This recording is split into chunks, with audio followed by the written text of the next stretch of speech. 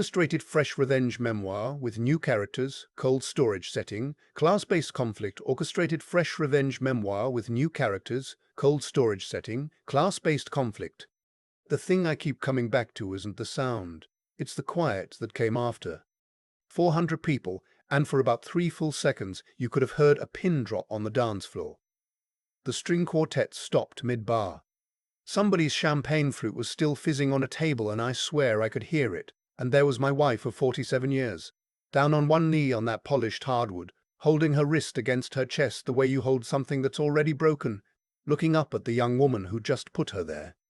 Before I tell you how I took that young woman's entire world apart in the span of about 3 weeks, quietly, legally, and without ever once raising my voice, let me ask you to do me a small favor. Drop a comment and tell me what city you're listening from. I read every one of them, and if you've ever watched somebody disrespect an elderly person and thought somebody ought to do something about that, go ahead and hit that like button, because today somebody did. My name is August. I'm 68 years old.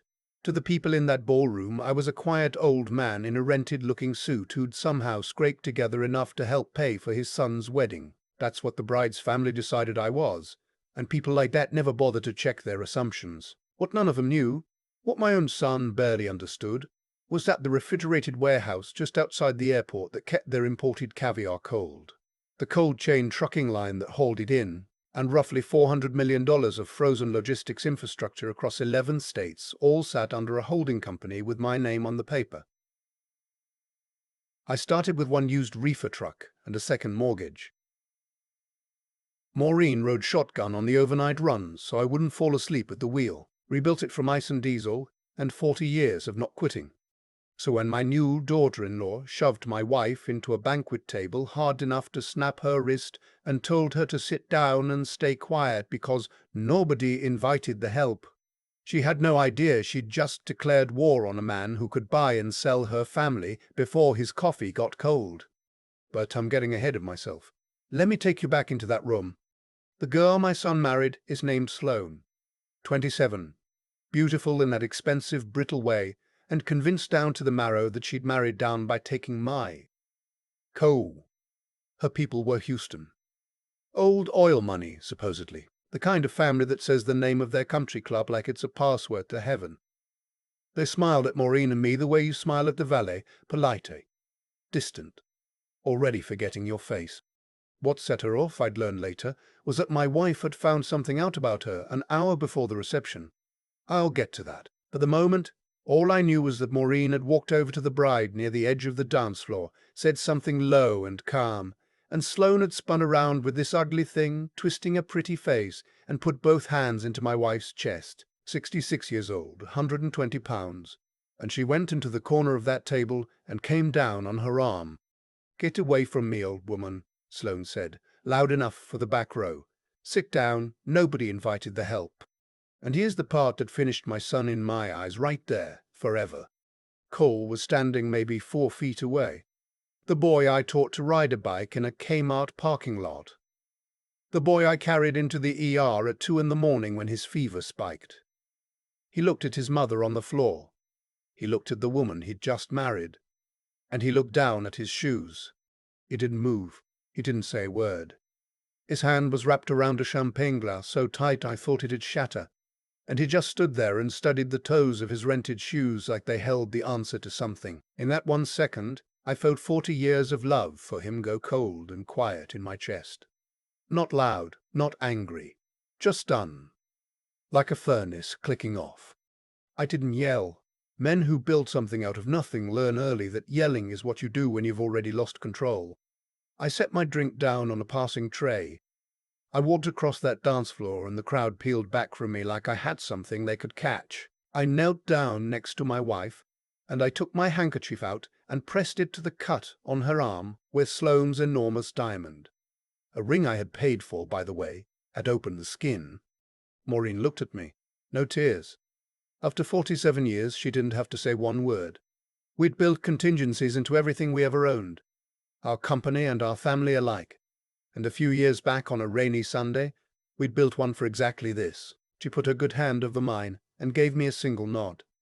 That nod was the coldest thing in the room. I stood up. I took out my phone.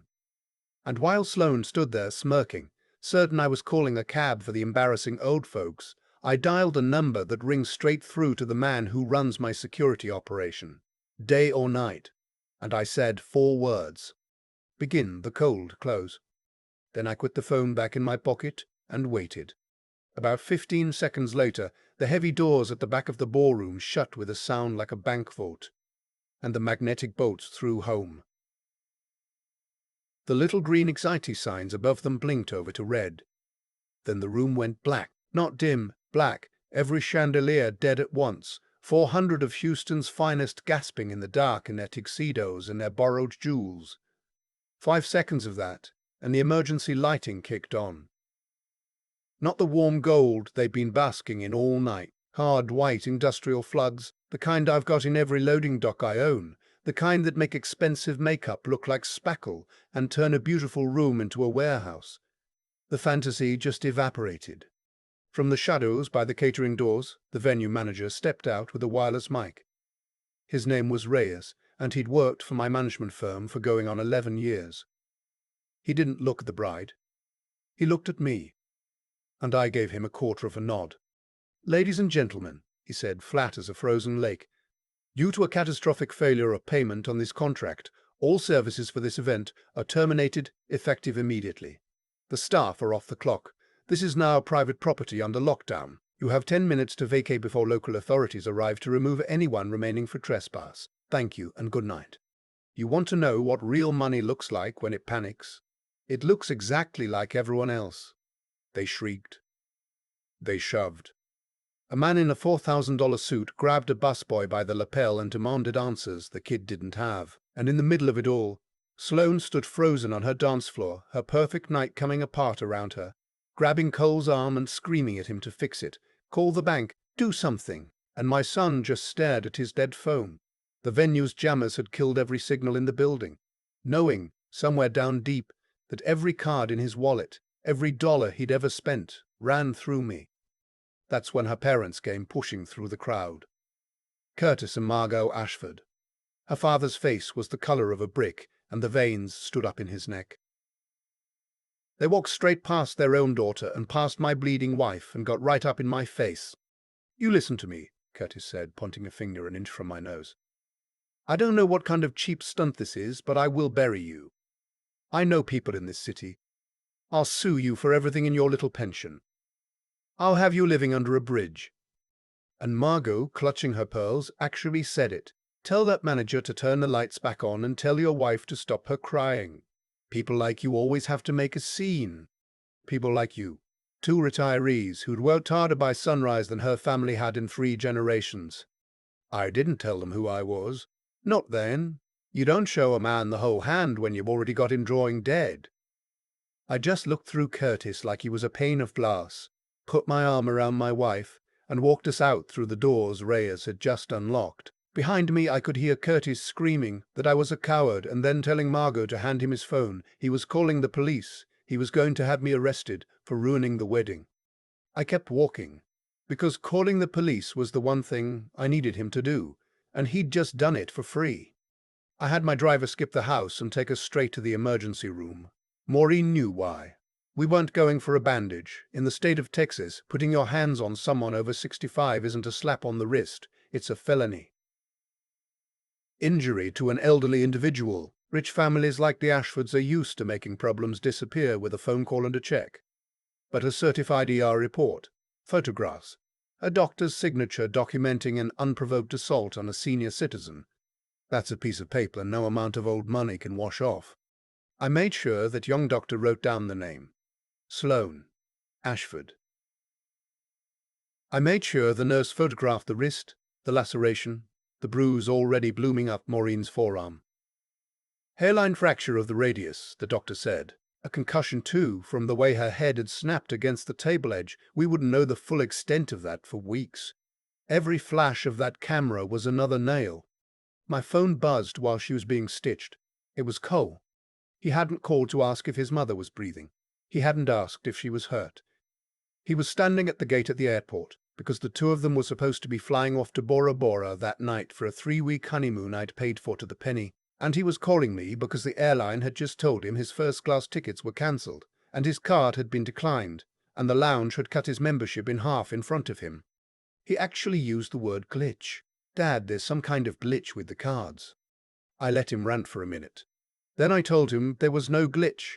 I'd cancelled the honeymoon from the back of the car on the way to the hospital. I told him the black card in his wallet was dead. The trust access was frozen, the accounts were closed. And I told him that the moment he stood there and watched a spoiled child break his mother's arm and said nothing, that was the moment he stopped being family. And people who aren't family don't spend my money. He went quiet. Then he started yelling that I was being insane over a stupid little argument. He called his mother's broken wrist a stupid little argument, said he'd just Uber back to his penthouse and we'd talk in the morning when I'd calmed down. His penthouse. His name's not on that deed. It's a unit in a building I own, wired into my corporate security like everything else. I hung up on him mid-sentence and pulled up the live feed on my tablet just in time to watch him press his thumb to the biometric lock outside that penthouse door and get a flat red access denied. He tried again. Again. Type the override code. CC Uridi lockout. The two of them stood there in the hallway in a wedding dress and a tuxedo, locked out of a life that was never theirs. And I watched it with a cup of cold coffee in my hand and felt absolutely nothing. They ended up at a highway motel that night. And instead of going quiet, instead of thinking for 1 second about what she'd done, Sloane went to war. By 2 a.m, she posted a video, sitting on the edge of that cheap motel bed, mascara smudged just so, voice trembling on cue, telling a few 100,000 followers that her dream wedding had been destroyed by a hateful, jealous mother-in-law who'd attacked her, that she'd only defended herself, that she'd barely escaped a violent family. It was a masterclass in playing the victim. It went viral by sunrise. Strangers who knew nothing about us crawled into the comments to call my wife every name there is. And pinned at the top, pinned from his verified account, was a reply from my son. I stand with my wife. No one should have to endure what she went through. I read that one a long time. The boy I raised to be a man publicly putting his name behind the woman who broke his mother's arm. That was the last of it for me. Whatever ash was left of my love for him went out right there. But here's what those few 100,000 strangers didn't know. Here's what happened in the bridal suite, 1 hour before any of it. Maureen had gone up alone, carrying a little velvet box. Her own mother's brooch. A homely, priceless thing, real to us in a way the Ashfords would never understand. She wanted to give it to Sloane. A peace offering. You're one of us now. She opened that door and she didn't find a nervous bride. She found Sloane and 3 of her bridesmaids around the vanity and the little hill of white powder on the mirror, and Sloane with a rolled-up bill to her nose an hour before walking down the aisle.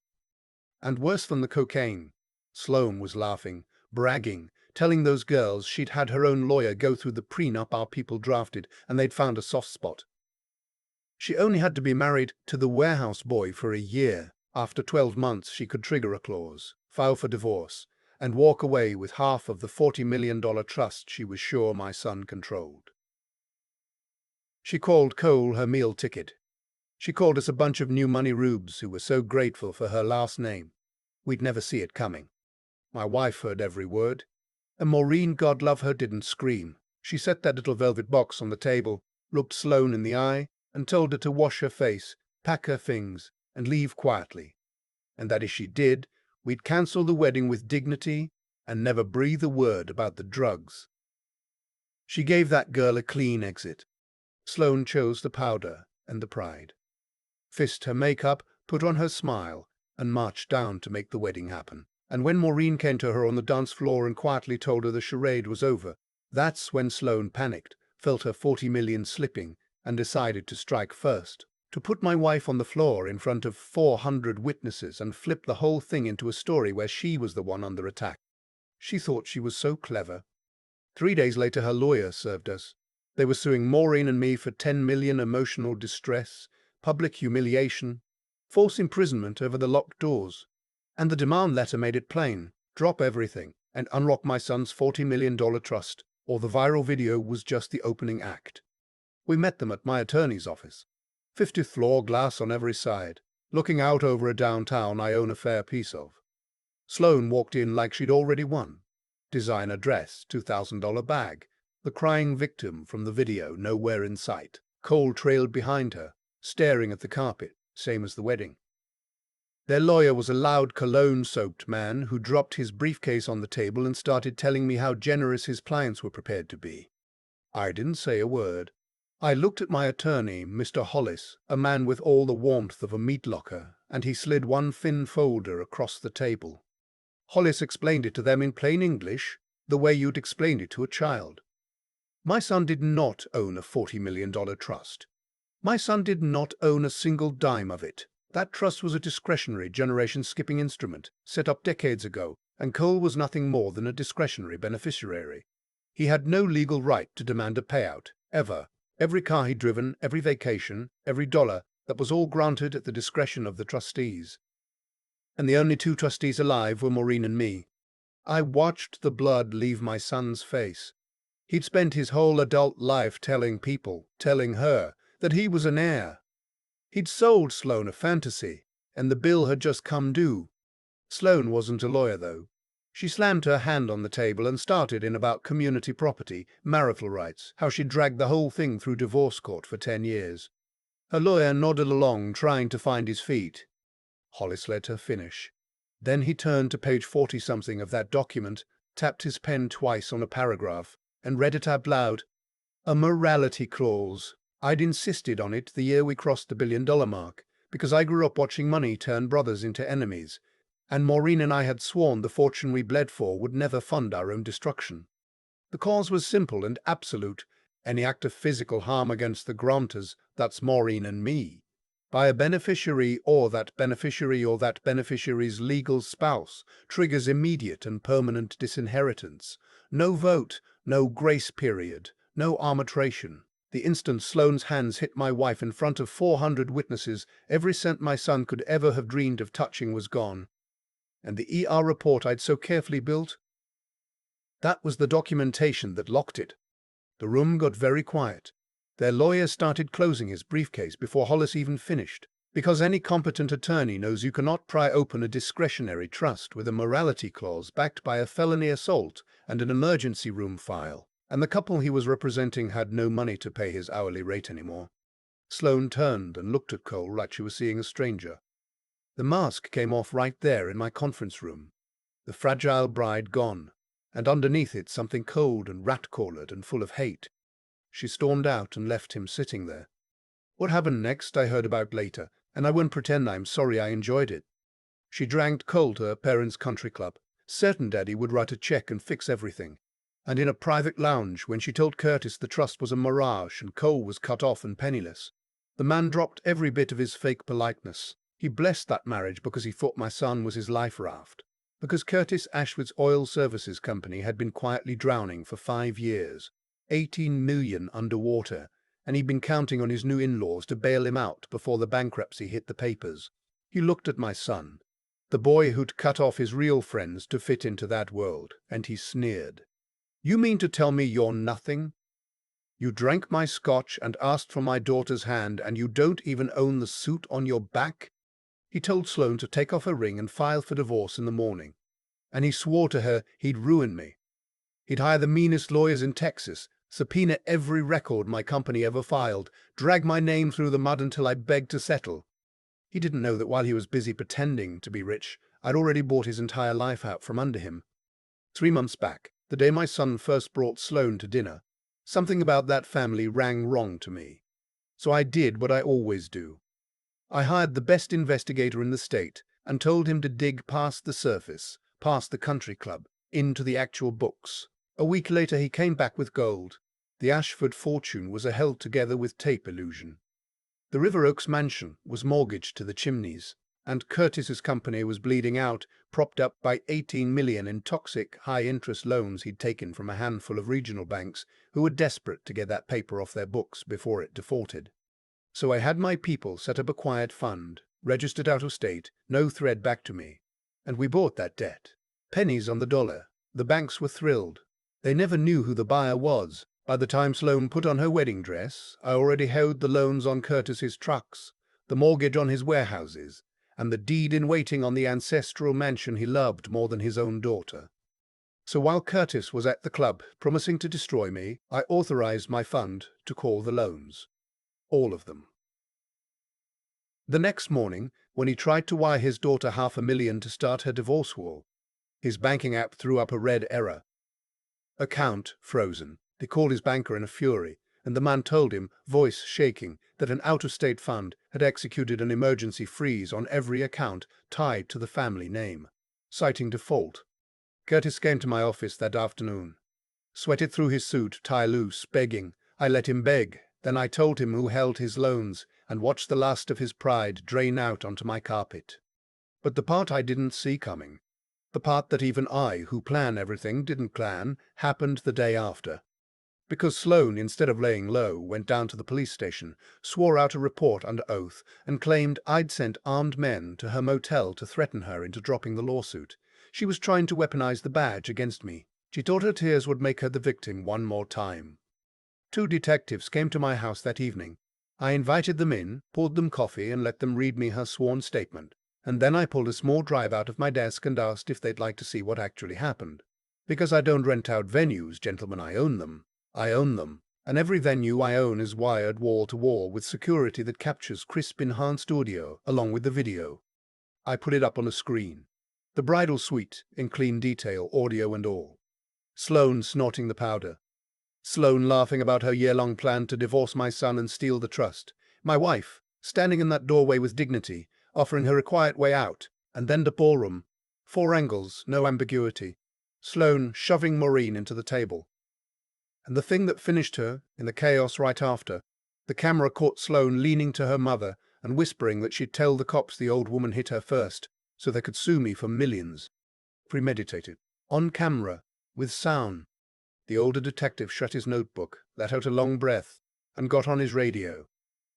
20 minutes later, a judge had signed an emergency warrant, and Sloane wasn't hiding in any motel. She was back at the country club, holding court on the lunch terrace, playing the traumatized bride for her friends. She actually stood up smiling when the detectives walked toward her table, thinking they'd come to tell her I'd been arrested. They put the cuffs on her right there in front of all of them, and read the charges out loud so every soul on that terrace heard it. Injury to an elderly individual. Filing a false report. Perjury. Possession of a controlled substance. She screamed for her father, and her father wasn't there. Her friends pushed their chairs back from her like she was contagious. They dragged her out through the middle of that dining room, kicking, mascara running, screaming that she came from a good family. And not one person stood up for her. My son saw it. He'd come to the club to beg her forgiveness of all things, and he stepped out of a cheap ride-share just in time to watch his wife hauled out in handcuffs, shrieking like an animal. Whatever spell she had him under broke in that parking lot. A bridesmaid shoved Sloane's abandoned purse into his chest on her way out. The phone inside was unlocked. She'd been texting when they grabbed her. And Cole, standing there in his ruined suit with nowhere to go, looked down at that screen and saw a thread of messages to one of his own groomsmen, a man Sloane had always sworn was just an old friend. A man named Chase. He read it all in the front seat of an old friend's beat-up car. A friend named Theo. A good man Sloane had made him, cut out of his life 2 years back for not being the right kind of person. Cole had no money for a ride, so he'd swallowed the last of his pride and called the one decent person he hadn't completely burned. And as Theo drove him through a building thunderstorm, my son read every message his wife had sent her lover. She'd never loved him. Not for a second. She called him an obedient dog. She mocked the way he dressed, the way he chased her parents' approval, and she laid out the whole plan in plain text. Marry the warehouse heir, endure him for a year, trigger the divorce clause, walk away with $25 million, buy a place on the coast with Chase, and never work a day again. She'd sent Chase a photo of herself in the wedding dress with a caption that read, "Putting on my work uniform to go rob the bank." Theo told me, much later, that Cole bent over in that passenger seat and sobbed like something inside him had finally torn loose. He'd traded the only people who ever truly loved him for a woman who'd written down, in her own words, exactly how little he was worth to her. And then he told Theo to turn the car around and take him to my gate.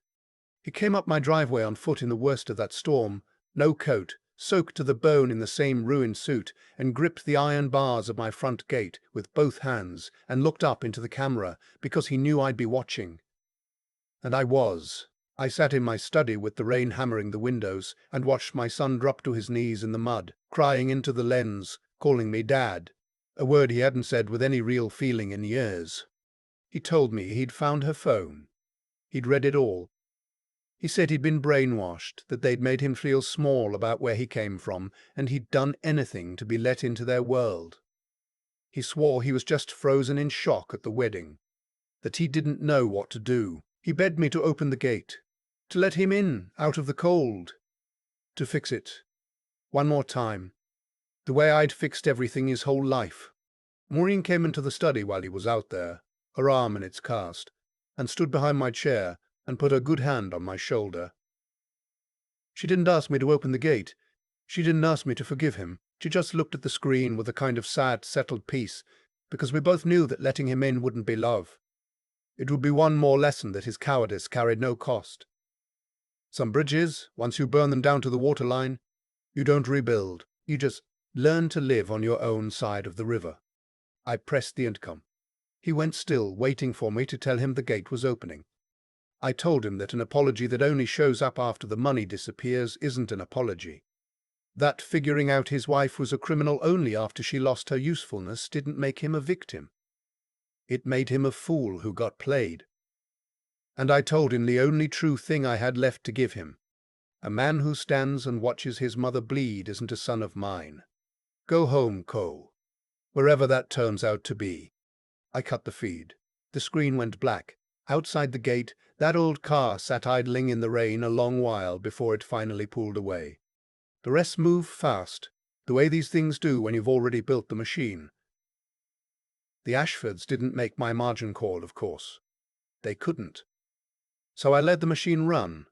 My people executed the takeover. They walked into Curtis's headquarters with foreclosure papers and walked him out past his own employees carrying a cardboard box. No car keys, no company, nothing. And when the forensic accountants went through his books during the takeover, they found 5 years of tax fraud, hidden offshore accounts, the works.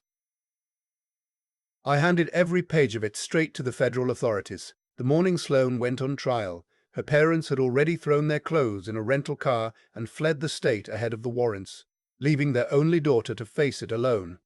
The mansion in River Oaks came to me with arrest. I didn't want it. I don't sleep in monuments built by people like that, so I donated the whole estate, free and clear, to a foundation that takes in foster kids aging out of the system and veterans coming home with nowhere to land, and I funded an endowment to turn that house into a place where those kids could learn a trade and get a fair start. The ballroom where Margot used to host her little galas is a job training center now. The name on the gate, the one they were so proud of, I had taken down and thrown out. When that hit the local news, it finished them more thoroughly than the foreclosure ever could. Sloane's trial took 2 days. Maureen testified in a navy suit with that single old brooch pinned to it, and she did not cry and she did not waver. She told the jury exactly what she found in that bridal suite and exactly what happened on that dance floor. The medical records went up on the screen. The fractured wrist, the concussion that had left her with a ringing in one ear, the doctors said might never fully go away. And then the prosecutor played my footage, and the temporary insanity defense that overworked public defender had built collapsed in real time. Because you cannot claim you blacked out and lost control while you're also caught on tape, calmly whispering a fraud scheme to your mother 30 seconds later.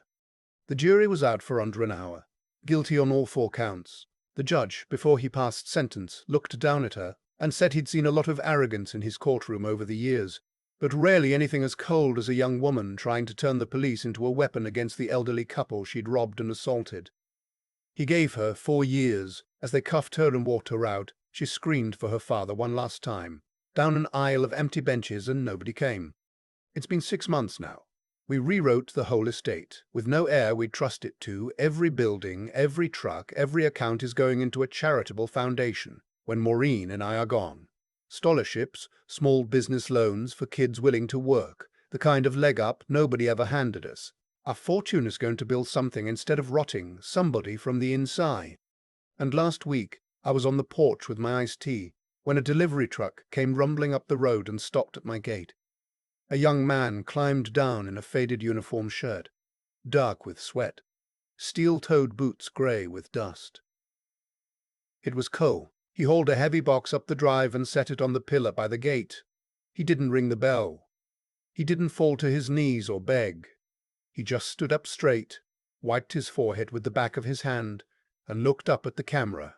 Because he knew I was watching, he held my eyes through that lens for a long moment. Then he gave me one slow nod.